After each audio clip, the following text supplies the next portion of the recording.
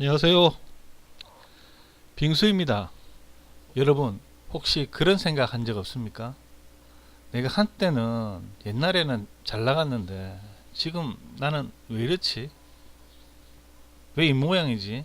뭐 이런 생각이요. 국가 차원에서도 그런 경우에 해당되는 게 있습니다. 얼마 전 아직 끝난 건 아니지만 한국은 끝났죠? 아시안컵 축구 말입니다.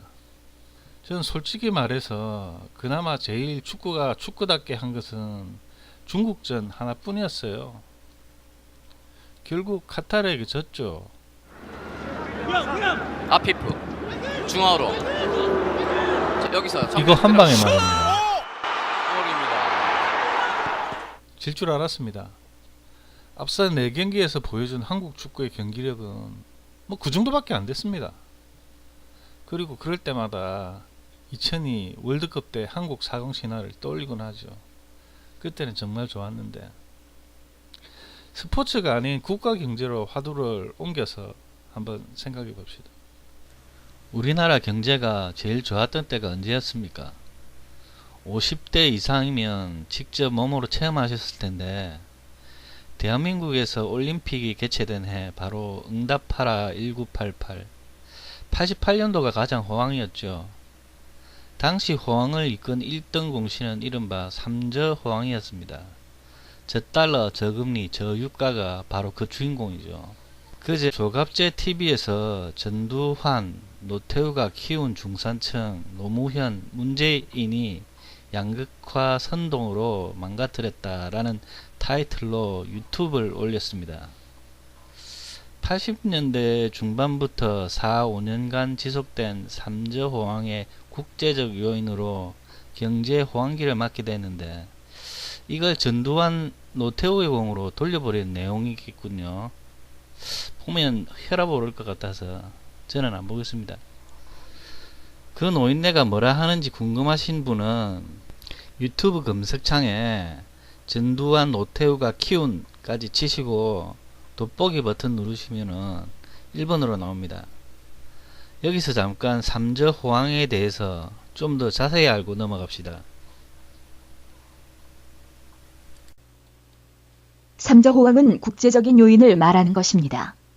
1980년대 초에 대한민국은 외채 규모가 세계 4위에 이르는 등 국가적 위기론이 팽배해 있었습니다.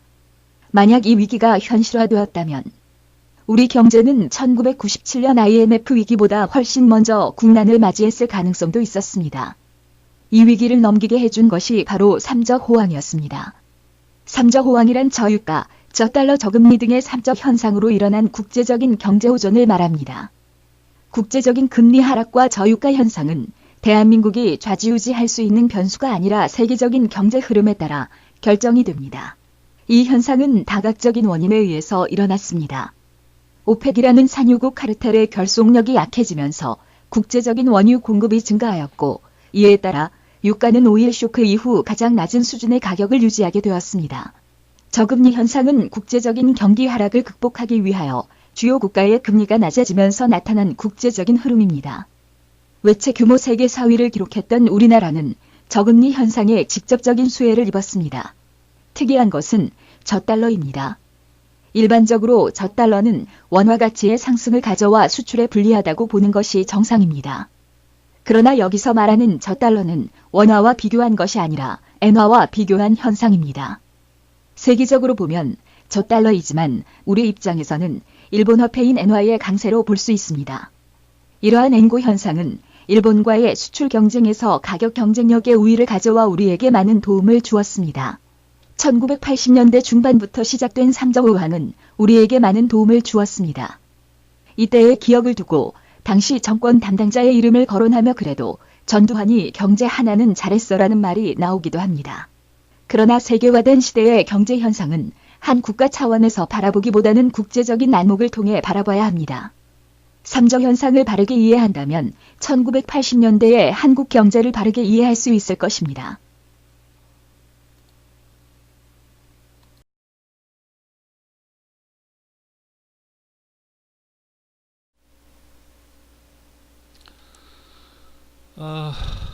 몇 달 동안 머리를 안 깎았더니 머리가 너무 기네요. 머리 좀 깎고 와야 되겠습니다. 아이씨. 짜잔, 금방 깎고 왔죠?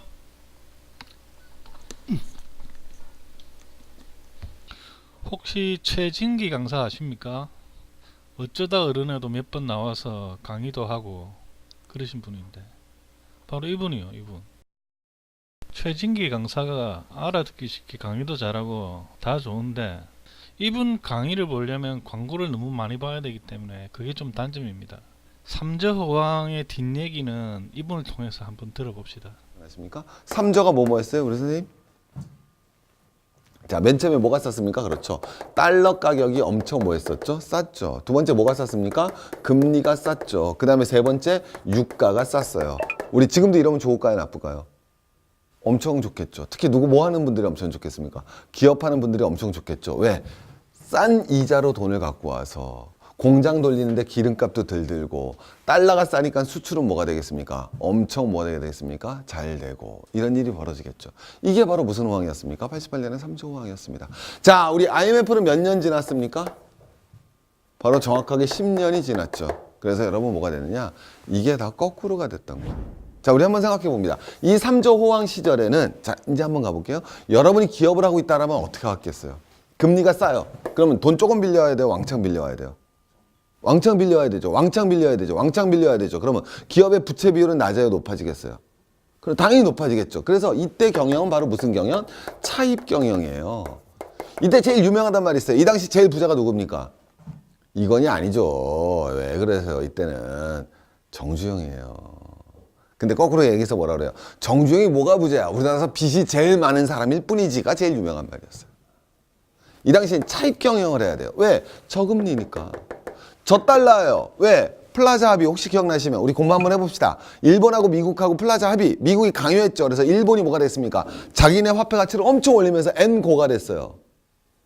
근데 그게 이제 슬슬 사라졌습니다. 이 당시에는 여러분 뭐가 됐습니까? N고, 달러 가격이 싸요. 우리 일본하고 경쟁했죠. 근데 일본 돈이 가격이 올라갔어요. 그럼 우리 수출하기 좋아져요? 나빠져요?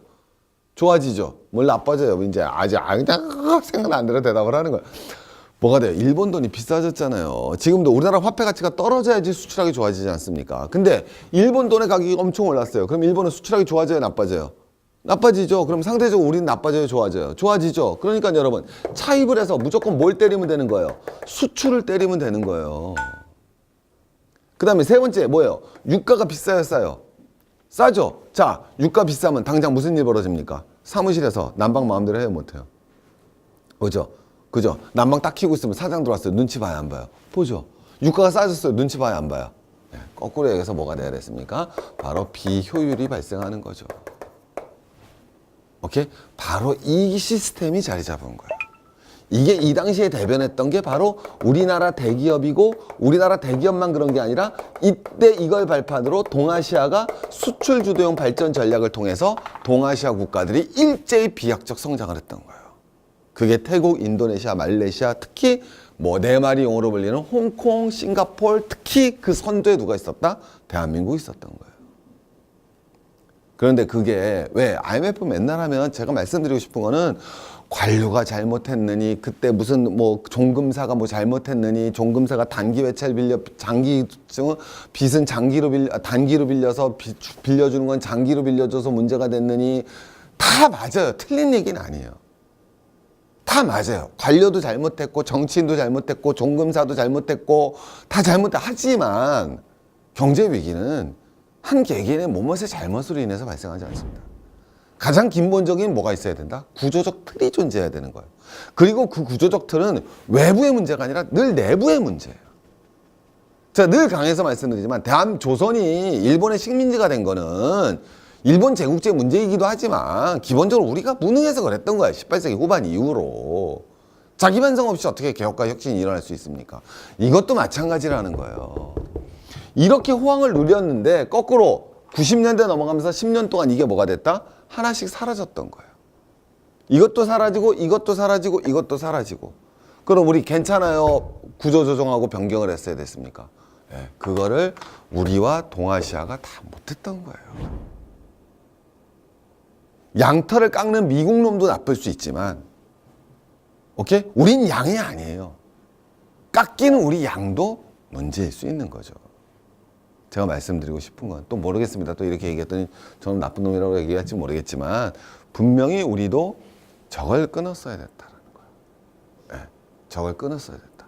여러분 이 당시에 차입하려면 그럼 여러분 어떻게 차입합니까? 돈 빌리려고 그러면 누구한테 빌려야 돼? 기업 입장에선 은행한테 빌려야 되죠. 근데 은행은 여러분 자율적으로 운영되고 있었습니까? 전부 다 정부에 의해서 이루어졌습니까? 그럼요. 정부랑 입김에 의해서 이루어졌죠. 그럼 무슨 유착이 발생할 수밖에 없어요? 정경 유착이 발생할 수밖에 없죠. 무슨 금융이 되는 거예요? 관이 다스리는 관치 금융이 될 수밖에 없었어요. 한마디로 해서 우리의 IMF 위기라는 건 관치 금융과 정경 유착과 그것으로 비롯한 기업의 차입 경영, 예. 그리고 내부의 비효율성으로 인해서 구조적으로 발생했던 문제를 뭐 미국이 들어와서 양털을 깎았다 그러면 깎은 거죠. 예. 양털 깎은 사람도 나쁘지만 그 도덕적 비난만으로 우리는 해결할 수 있는 문제는 아니라는 거예요. 그래서 바로 동아시아에서 발생했던 이유가 이거였다. 그래서 다시 보시겠지만 이 당시에 3조 호황 10년 뒤에 그러니까 이렇게 보시면 되는 거예요. 경제는 우리가 생각하는 것보다 천천히 변하는 것 같지만 굉장히 빨리 변합니다. 한번 보세요. 우리도 10년 전으로 돌아가 보세요. 금융위기 겪었죠. 근데 그거 회복했죠. 근데 지금 다시 또 모으고 있죠. 그리고 이제 우리가 살아가는 5대 산업 우리가 맨날 얘기했죠. 반도체, 석유화학, 뭐 철강, 제철 뭐 어쩌고 저쩌고 그 산업 갖고 우리 안 된다라는 거 몸으로 느끼고 있죠. 네. 10년 지구로 경제는 커다란 변화를 이뤄냅니다. 그래서 오늘 드리는 말씀 역시도 우리 역시도 10년 뒤에는 어떤 경제 체계와 변화를 가져나갈지 모릅니다. 그래서 여러분 IMF라는 것은 이러다. 그래서 보시면 알겠지만 이 당시에 여러분 뭐가 되겠습니까? 예, 이렇게 N달러 환율이 떨어져 갔던 시절이었고 그 당시엔 여러분 뭐가 돼야 됐습니까? 그 다음에 미국 금리가 이렇게 떨어졌다. 그래서 이런 호황을 통해서 이루어진 경제 구조 이해되시겠습니까? 한국 경제가 저달러, 저유가 그 다음에는 저금리를 통해서 만들어낸 구조가 있었어요. 그리고 그게 그 당시에는 효율적일지 몰라요. 그런데 분명히 변했습니까? 안 변했습니까? 변했죠. 근데 그 변화된 환경에 한국 기업과 국가가 적응했다 못했다. 못해서 미국이 양털을 의도적으로 깎았는지 안 깎았는지 모르겠지만 어쨌든 우리는 경제 주권을 잃어버렸던 거예요. 나오죠? 제가 정말 좋아하는 연기자입니다. 우리 김혜수 씨가 나와서 딱 그런 얘기를 합니다. 야, 우리가 IMF 꼭 가야 되냐.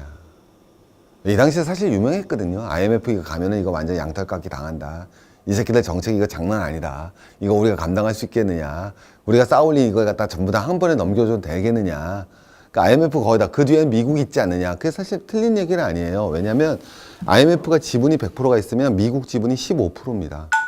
그럼 15%면 큰 거예요. 뭐 그냥 귀염둥이에요. 어떻게 보면. 귀염둥이일 수 있지만 IMF의 규약에 뭐가 있으냐면은 15%가 반대하면 아무 일도 못하게 돼 있어요. 그러니까 IMF라는 조직은 거꾸로 얘기해서 누가 반대하면 미국이 뭘 할 수 있을지 모르지만 미국이 반대하면 아무것도 못하는 조직이에요. 아주 재밌죠. 유엔도 그렇잖아요. 모든 결정을 하더라도 뭐가 되겠습니까? 상임 이사국 5개국 있잖아요. 그중에 1개국만 반대해도 아무것도 못하는 게 유엔 조직이잖아요. 네, 그거랑 똑같은 구조라고 생각을 하시면 됩니다. 그래서 야 이런데 우리가 꼭 진짜 IMF를 가야 되느냐. IMF 쟤네 가면은 분명히 고금리 요구할 거고 긴축재정 요구할 건데 우리가 이걸 왜 들어가. 일본한테 돈 빌리지 뭐 이런 얘기들이 나오죠. 자, 근데 어쨌든 우리 따라하겠습니다. 그리고 일본한테 돈 빌리려고 그러는데 그 당시에 미국 재무부 장관이 들어와 갖고는 일본한테 돈 빌리는 걸 막았다. 뭐 이런 가설들도 많고 영화에 보면 그것도 간접적으로 나오고 있습니다. 자, 그런데 과연 우리가 이 당시에 한번 냉철하게 봐야 되는 건 IMF 구제금융. 저는 정말 이것 때문에 우리 집안 망했다니까요. 더 얘기하면 눈물 나서 말 못해요. 근데 그게 중요한 게 아니에요. 그건 정말 저한테 개인사적으로 너무 중요한 거고 하지만 이거 외에 대안이 있었겠는가라는 문제에 대해서는 사실 좀 쉽게 얘기할 수 있는 문제는 아니다라는 말씀을 꼭 드리고 싶어서 오늘 2부 갑니다. 무슨 얘기냐면요. 우리 한번 생각해 봅시다. 선생님이 당연하죠. 빚이 많잖아요. 그죠? 도저히 지금 갚을 능력이 되세요? 안 되세요? 안 되죠. 그죠? 자, 내가 빚이 있는데 도저히 갚을 능력이 안 돼요. 그때 할 수 있는 방법은 2가지밖에 없어요. 하나는 뭐죠? 빚세요. 뭐죠? 바로 뺏겨라. 그럴 수가 있죠. 또 하나는 무슨 방법이 있겠어요? 네, 다른 곳에서 돈을 빌려와서 일단 급한 빚을 뭐가 되겠습니까? 끄는 방법이 있겠죠. 오케이? 자, 어느 선거를 선택하시는 게 올바른 것입니까? 아니죠. 그거는 선생님 입장에선 그럴 수가 있죠. 틀렸다는 뜻이 아니라 사람마다 다른 거죠. 어떤 사람이 과연 BJ를 할 수 있을까요? 아, 배째, 돈 안 갚아. 피곤해 죽겠어. 뭐 왜 그래? 뭐 안 갚아? 여러분, 안 갚는다고 여러분 구속됩니까? 민사상이? 대한민국에서도 여러분 돈 빌려서 안 갚으면 구속돼요? 그건 아니죠. 민사니까. 맞죠? 세계에서도 여러분 돈 빌려서 안 갚았어요. 문제 돼요? 안 돼요? 안 될 수 있어요, 여러분. 자, 그럼 그 조건이 몇 가지가 있어야 되죠. 자, 여러분, 돈을 안 갚아. 이게 뭐예요? 디폴트. 야, 천천히 갚을게. 사실 안 갚는 말과 더 무서운 얘기죠. 그죠? 차라리 안 갚으면 이게 죽일래. 근데, 나중에 갚을게. 죽기 전에 죽기 전에. 죽기 전에. 이게 모라토리움. 이해되겠습니까? 다시 한번. 뭐라 그랬어요? 죽기 전에 죽게. 이게 모라토리움. 오케이? 안 갚아. 디폴트. 근데 똑같은 얘기야. 어떻게 보면. 디폴트하고 모라토리움을 때릴 수 있는 사람이 있고, 못 때리는 사람이 있다라는 거예요. 누가 때릴 수 있겠어요? 자, 첫 번째, 뭐가 써야 돼요? 안 갚아? 배째, 새끼야. 시들어서 배째면 어떻게 해요? 배째면 안 당하려면 어떻게 해야 돼요? 내가 더 힘이 세야 되죠. 강국해야 돼요. BJ를 하려면 강국해야 돼. 두 번째, 강국이라고 다 되는 게 아니에요. BJ를 했어요. 그럼 이제 외부랑 교류해요, 안 해요? 안 하죠. 그럼에도 불구하고 나는 뭐가 있어야 돼요? 먹고 살라고 꼬부친 돈이 있어야 될 거 아니에요. 그럼 BJ를 해도 문제가 없죠. 맞잖아요. 내가 힘이 세갖고 와서 배째. 근데 아무도 못 재요. 겁나갖고. 두 번째 뭐가 되겠어요? 나 먹고 살 거 있어. 걱정하지 마, 새끼들아. 이게 돼야 되죠. 세 번째, 안 만나야죠, 얘네들. 안 만나도 내가 상관이 없어야 돼요. 내가 빚쟁이들하고 계속 만나야 되잖아요. 그럼 괜찮아요? 문제 있어요? 문제가 발생할 거 아니에요? 배째. 그리고 그 다음날 가갖고, 제가 아이스크림 팔 테니까 아이스크림 좀 사주세요. 말 돼요? 안 돼요? 안 되죠? 그 다음날 가서, 우리 집 농장에서 계란 나왔어요. 계란 좀 사주세요. 말 돼요? 안 돼요? 안 되죠? 자, 우리 한번 가보겠습니다. 세 가지 조건. 첫 번째, 뭐가 세야 돼요? 힘이 엄청 세야 되죠. 두 번째, 뭐가 있어야 됐습니까? 먹고 살 게 있어야 된다고 그랬죠. 먹고 살 게를 여러분 글씨를 바꿔볼게요. 그걸 갖다가 자원이라고 바꿔볼게요. 세 번째, 외국하고 뭘 안 해도 된다고 그랬어요? 교류를 안 해도 된다고 그랬죠. 그걸 뭐라고 그랬습니까? 대외 무역 비중이 높아야겠어요. 거꾸로 뭐 해야 되겠습니까? 무역 비중이 낮아야겠죠. 수출 안 해도 괜찮은 나라가 돼야 될 거예요. 이런 대표적인 나라가 있습니다. 어디겠습니까? 맞춰보십시오, 여러분. 배짜라. 돈 없어, 나. 돈 빌린 거 못 갚아. 근데 어디예요? 그래요. 그게 바로 소련이에요. 그래서 여러분 보시면 되겠지만 우리가 이해를 하셔야 되는 게 모라토리움 선언했다면 할 수 있는 나라는 러시아예요. 우리가 대한민국이 러시아한테 돈 엄청 빌려줬어요. 러시아가 뿌틴이 안 갚는데요. 가서 돈 받아낼 방법 있어요? 받아낼 수 있어요? 문재인 아저씨가 가갖고 뿌틴 왜 돈 안 줘? 핵폭탄 떨어져요. 이해되시죠, 여러분? 두 번째, 러시아는 뭐가 풍부합니까? 지하자원이 풍부하죠. 네, 먹고 살 게 있는 거예요. 그리고 세 번째, 메이드 인 러시아 물건 쓰시는 거 있어요? 지금 가지고 계신 것 중에? 선생님 가진 물건 중에 메이드 인 러시아 있어요? 없어요? 네? 메이드 인 러시아 있어요? 없죠? 없어요. 자일리토도 핀란드예요. 러시아 아니에요. 그래서 러시아는 모라토리움 때리는 거예요. 그럼 절대 모라토리움 때릴 수 없는 나라, 디폴트 배째를 못하는 나라가 어디 있겠습니까? 거꾸로 러시아 제일 반대라는 나라 어디예요? 리퍼블릭 코리아예요. 그 당시의 선택이에요, 우리가 여러분 힘이 있습니까? 자원이 있습니까? 우리가 내수 경제로 갔습니까? 그 당시에. 그래서 우리 영화에서는 그럴 수 있지만 영화는 이제 가정적이고 설정적인 거고, 그래서 뭐 우리가 뭐 하지만 뭐 거꾸로 협상을 하려고 해도 야 배째일 거야, 이게 사실 그 협상 카드가 되려면 실현 가능성이 있어야 됩니까? 없어야 됩니까? 있어야 되는 거죠. 근데 우리가 가갖고 IMF가 배째일 거야 그러면 끝나는 거예요. 그러니까 그거는 좀 영화적 가정이지 실제로 우리가 이 당시에 IMF를 안 가기에는 IMF 가는 과정 자체가 문제였던 거지, 그 순간에서는 사실은 IMF 외에는 선택하기가 굉장히 힘들었다라는 말씀을 드리겠습니다. 그래서 이 당시 임청열 경정제부총리가 이런 얘기를 하죠. 남미나 동남아처럼 식량 자급이라도 되면 버틸 수 있겠다는 뜻은 뭐죠? 모라토리움을 때리겠다라는 거죠. 근데 식량 자급률도 30%는 우리가 어떻게 라는 얘기를 합니다. 물론 변명일 수도 있지만 저 상황에서는 사실은 굉장히, 그래서 우리에게 IMF는 굉장히 가혹한 선택이지만 어떻게 보면 어쩔 수 없었던 선택이다라고 말씀을 드릴 수 있을 겁니다. 다음 질문 드릴게요. 이제 IMF는 그럼 너는 정체가 뭐냐? 악마냐? 아니면 너는 천사냐? 라는 질문을 저는 거부해야 된다는 거예요. 왜? 우리는 어떤 경제 문제에 있어서를 꼭 정치 문제를 바라보시는 것과 경제 문제를 바라보시는 건 좀 다른 측면이 있어요. 정치 문제는요, 때로는 선악의 판단 기준이, 그러니까 이렇게 보시면 돼요. 제 생각인데요, 정치의 영역이 이만큼이고 경제 영역이 이만큼이라면 정치의 영역은 이만큼은 선악의 문제로 보셔도 된다고 생각을 해요. 누군 나쁘고 누군 좋다 이렇게 생각하셔도. 하지만 경제의 문제는 요 정도가 선악의 문제이고 나머지 문제는 선악의 문제로 바라보기는 대단히 어렵다라는 말씀을 꼭 드리고 싶습니다. IMF 분명히 여러분 IMF가 터지고 났습니다. 대한민국에 뭐가 왔습니까? 여러분 너무나 IMF 터지고 나서 난리 났죠. 여러분 여러분 이제 나이 드신 분은 금방 나오지만 IMF의 서름 이거 음은 이제 어두운 측면이라면 안 돼. 서름이라고 그래서 98년 제1은행 동영상 나이 드신 분은 다 아는 얘기입니다. 여러분. 왜? 이전까지는 구조조정이란 말을 몰랐어요. 그런 말 없었어요, 여러분. IMF 이전에. 그때 이제 평생 고용제예요. 그게 당연한 거예요. 한번 취업하면 평생 다니는 게 당연했어요. 근데 어느 날 구조조정이라고 나오면서 처음 겪는 일이에요, 대한민국이. 같은 직장을 다니고 있었는데 너는 그만둬야 되고 너는 남아야 되는 현실이 발생했습니다. 그 떠나는 사람도 울고 남아있는 사람도 울고 그게 이제 제1은행, 이제는 없어졌던 은행이지만 유명한 동영상이었어요. 자, 여러분 IMF가 우리한테 요구했던 결과가 뭐가 되었습니까? 첫 번째 뭐가 엄청나게 발생했습니까? 바로 뭐가 발생했죠? 바로 빈부격차가 엄청나게 발생했죠.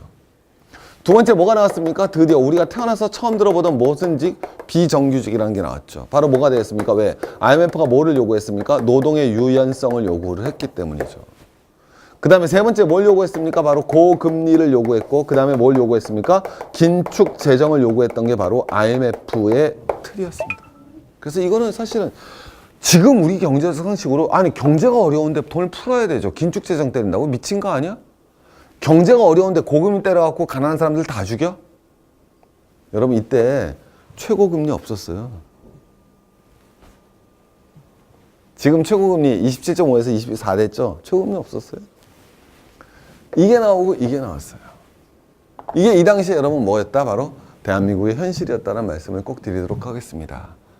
그래서 여러분 IMF는 우리에게 너무나 큰 비극이었어요. 자, 그런데 거꾸로 한번 생각해 봅시다. 과연 IMF가 없었다면 거꾸로 오늘의 한국은 있었겠습니까? 왜? IMF가 처음 와서 진단했던 게 뭐다? 아까 제가 일부에서 말씀드렸던 내용입니다. 한국 경제 무너졌어요. 왜 무너졌어요? 미국이 무너뜨렸어요? 근본적으로 미국이 무너뜨린 거예요? 그렇지 않았죠. 내부적으로 뭉개되고 있었어요. 왜 뭉개되고 있었습니까? 아까 말씀드렸죠. 차입 경영으로 무리하고 과대 투자를 했어요. 대기업들이 문어발식 경영을 하면서 무리한 확장 투자를 했어요. 무리한 확장 투자를 하기 위해서 엄청난 차입 경영을 해서 부채 비율이 400%, 500% 들어갔어요. 그럴 수 있었던 이유는 바로 뭐가 되겠습니까? 바로 차입 경영과 그리고 정경유착이 있었기 때문이에요. 그래서 IMF가 뭘 앞에한다랍니까? 한국의 대기업은 왜 망했는가? 여기 말도 안 되는 투자하더라 이거야. 말도 안 되는 금융이다. 바로 개발국가 모델의 잔재를 일소하자라는 거죠. 물론 이 과정에서 미국 양털깎이로 먹었어요. 그리고 그게 목적인지 이게 목적인지 저도 모르겠어요. 그러나 분명히 이건 이루어졌다는 거죠. 고금리 정책 제가 옹호해 볼까요? 그 당시 무슨 경제, 제일 문제가 뭐였죠? 기업 부채가 몇 프로? 400%, 500%가 문제였죠. 기업이 돈을 엄청 빌려왔어요. 그래서 나라가 망가졌어요. 그럼 기업이 돈을 못 빌려가야겠죠. 아무 기업이나. 그럼 저금리 해야 됩니까? 고금리 해야 됩니까? 고금리 해야 되죠. 이 당시 문제가 뭐였습니까? 정부가 여러분 뭐가 되겠습니까? 마음껏 모은 걸 다 마음대로 했죠. 돈 만참 풀어줬어요. 그럼 이제 무슨 재정 해야 됩니까? 확장 재정 쳐야 됩니까? 긴축 재정 쳐야 됩니까? 논리가 없는 건 아니라는 거예요. 전 여기에 대해서도 제 말에 대해서 반박할 수 있어요. 하지만 이 기조는 그랬다라는 거죠. 여러분, 그 IMF 이전에 대한민국 기업의 재무제표 누가 믿었습니까? 안 믿었습니까? 제일 대표적으로 대우그룹 분식회계. 수조 원대. 지금 여러분 가능한 일입니까? 그게? 과연 우리가 IMF 없이 그게 이루어졌을까요? IMF 없이 우리가 산업구조조정 했을까요? 그때 위기를, 참 가슴 아픈 얘기지만 일본한테 돈을 빌려왔다고 쳐봅시다. IMF 없이. 우리나라 경제에 그런 구조조정 해낼 수 있었을까요? 저는 개인적으로는 극기회적이라고 생각합니다. 굉장히 슬픈 재난이었지만 왜? 모든 일에는 반드시 명과 암이 존재하기 때문에. 그래서 여러분, 우린 뭐가 이루어졌습니까? IMF 때문에 저런 정말 이 말도 안 되는 빈부격차 벌어졌고요. 노동시장 유연 때문에 비정규직 벌어졌고요. 그 다음에 여러분, 기업은 부유해졌지만 가게는 어떻게 됐습니까? 그 이후로 계속 가난해졌죠. 한국 사회 문제, 신자유주의가 들어오면서 엄청난 문제가 발생했습니다. 알고 있습니다. 그리고 그 문제의 심각성 굉장합니다. 하지만 그것만 발생했던 건 아니라는 거죠. 반면에 양이 있다라면 뭐가 이루어졌습니까? 이 당시에 정부에다 뭐 했습니까? 관치금융 중단시켰죠.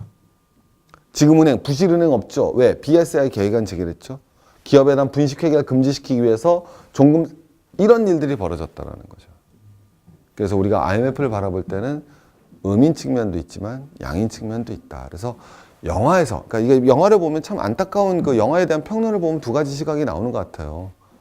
하나는 정말 이 영화 정말 통쾌하다, 올바른 시각이란 또 영화, 그러니까 그렇게 볼 건 없는 건데, 또 한편에서는 여러분 뭐가 됐으면 아주 잘못된 영화다라고 나오지만, 그러니까 마찬가지로 양면의 시각들을 우리가 좀 꼭 가졌으면. 그래서 IMF라는 건 기본적으로 우리 구조적 내부의 모순에 의해서 발생했던 문제다.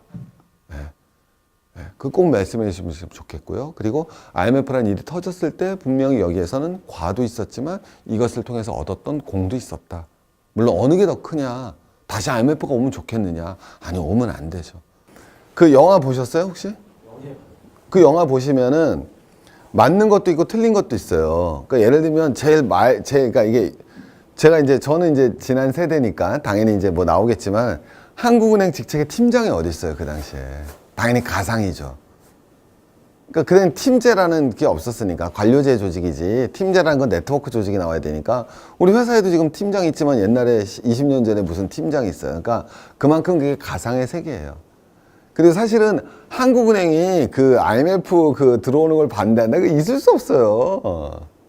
기재부에는 좀 반대할 수도 있죠. 그러니까 좀 역할이 달라갖고 그게 조금 이렇게 영화를 만들다 보니까 그런 일이 생각했던 거고, 그 협상의 과정이 굉장히 모멸적이죠. 근데 사실은 그 과정은 어떻게 표현하면은, 협상이라는 건 기본적으로 힘이 어떻게 해야 돼요? 대등해야 되지잖아요. 근데 우리는 그 당시에 대안이 실제로는 없었다고 봐야 돼요. 그러니까 왜냐면 그냥 당장 우리 아주 유치하게 얘기하면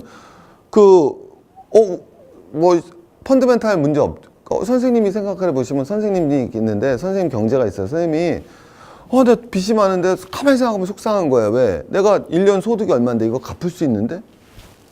근데 당장 못 갚으면 그 얘기가 의미가 있어요, 없어요? 그렇게 이해하시면 되는 거예요. 오케이? 그리고 선생님이 이렇게 보시면 돼요. 무슨 소리야? 내가 이렇게 당장 빚이 3천만 원인데 이거 지금 못 갚고 있는 거거든요. 근데 1년의 소득은 5천만 원이고, 오케이? 그 다음에 내가 받을 돈도 한 5천만 원 있어요.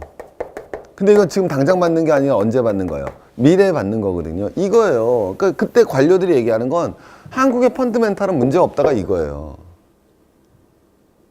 그죠? 근데 이게 당장 빚을 진 사람한테 가서 이게 당장 협상 카드로 이걸 얘기할 게 있어요, 없어요? 이건 변제 능력이 있다는 것만 보여주는 거죠. 협상 카드하고는 큰 상관이 없잖아요. 네. 거기다 뭐였냐면 당장 빚 3천이 예전에는 아무 문제 없다라고 했거든요. 모든 사람들이 아무 문제가 없었어요. 근데 지금은 뭐가 됐어요? 문제가 됐죠. 그리고 그냥 문제 같아요. 알고 보니까 구조적 문제예요, 이게. 그렇죠. 이해가 됐어요. 쌤이 3천만 원 빚졌는데 옛날엔 그거 아무도 뭐 문제를 안 했단 말이에요. 근데 그것 때문에 대기업이 부도가 나기 시작한 거예요. 그리고 경상수지가 아까 보여드렸지만 일부에서부터 계속 뭐가 되기 시작한 거죠? 적자 보기 시작한 거죠. 그리고 무디스하고 이런 애들이 신용평가 등을 확 낮췄어요. 물론 그렇다고 무디스가 막 이렇게 낮추는 게 양아치 짓이지, 뭐 그럴 수 있어요. 근데 어쨌든 걔네가 낮춘 건 사실이에요. 아니 달러가 기축통화, 기분 나쁘죠. 하지만 달러가 기축통화인 환경에서 우리는 살아요.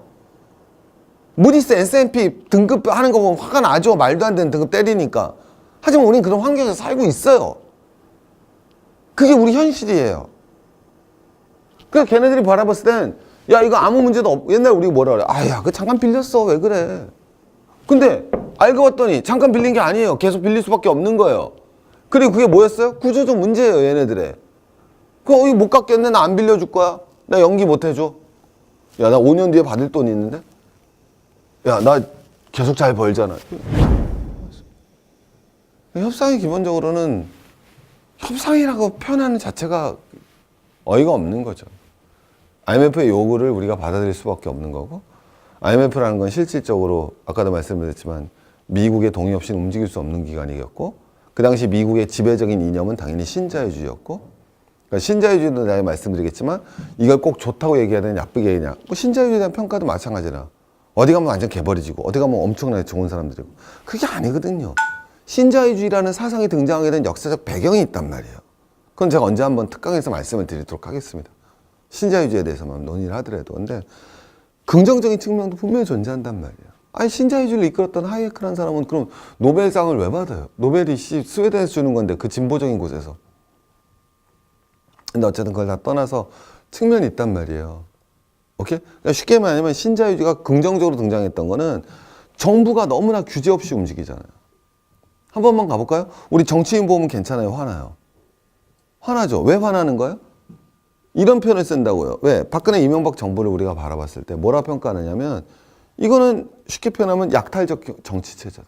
그건 뭐냐면 사실은 정치인이 알고 보면 사적 이익을 위해서 지 정치를 하는데 그 과정을 공공과정으로 포장을 한다라고 얘기를 하는 거죠. 제 말 이해하십니까? 내가 정치를 하는데 알고 보면 저 정치하는 새끼들이 지 사적 이익을 위해서 하는데 그 과정을 드러내놓고 할 수 없기 때문에 공공과정으로 포장을 해서 합법화 시켜나가는 것이 정치다. 이렇게 얘기하는 사람이 있어요. 그걸 약탈 정치 체제라고 그래요. 이해가시겠습니까? 무슨 말인지? 그럼 이게 정치에만 해당되냐고요? 경제도 해당될 수 있냐고요? 경제도 해당될 수 있죠. 그리고 그런 일이 있었겠어요? 없었겠어요? 없죠. 자, 그럼 그걸 어떻게 규제할 것이냐? 이 문제가 너무 심각하다. 케인즈 이후에 경제학에서 너무 정부 영향이 커지니까 이걸 어떻게 견제할 것인가? 이걸 어떻게 견제할 것인가? 이걸 견제할 수 있는 건 결국 시장밖에 없다. 그게 신자유의 기본적인 사고방식이에요. 그걸 우리가 함부로 신자유주의 무조건 나쁘다라고 얘기할 수 있는 건 아니에요. 거기서 발생하는 여러 문제들이 있었죠.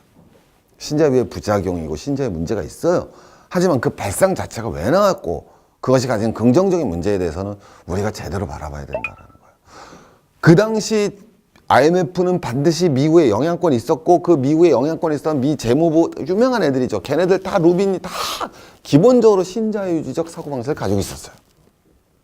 그렇다고 우리가 함부로 신자유주의는 악이고 미국은 악이고 IMF는 악이고 거기에 우린 당한 피해자고 우린 선의의 피해자고 도덕적으로 문제가 있었고, 그게 틀렸다는 얘기는 아니지만 그런 시각으로만 이 사태는 볼 수 있는 건 절대 아니라는 거예요. 그렇게 보면 아무런 문제가 해결이 안 돼요. 분노밖에 남지 않아요. 그건 정치적 문제는 그렇게 해결할 수도 있어요. 그러나 경제 문제는 그렇게 간단한 것만큼은 절대 아니다.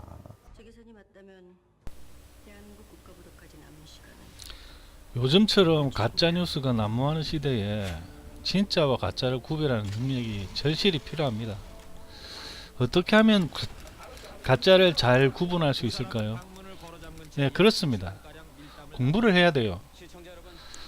공부 단어만 떠올려도 머리 아프신 분 계실 텐데, 전 공부가 학문적인 것에 국한되면 안 된다고 생각합니다. 모르는 걸 알아가는 과정이 공부고, 못하는 걸 더 잘하게 훈련하는 과정도 공부죠. 게임도 공부고 노는 것도 공부죠. 거기에 파묻히다시피 하면 페인이 되는 거지만 적절히 하면 됩니다. 일반 상식도 세상 물정을 아는 것도 공부의 한 분야로 봐야 됩니다. 학교 공부만 잘하고 세상 물정 아무것도 모르는 똑똑한 바보들도 있지 않습니까? 유튜브에 온갖 사기꾼들이 궤변으로 혹세무민하고 있죠. 거기에 언론도 가세하고 있고요. 누군가의 주장을 제대로 반박하거나 거짓을 가려내기 위해서 좀 배워야 할 듯 합니다. 오늘은 좀 어려운 내용일 수 있는데 가끔 이런 내용의 영상을 올릴 예정입니다.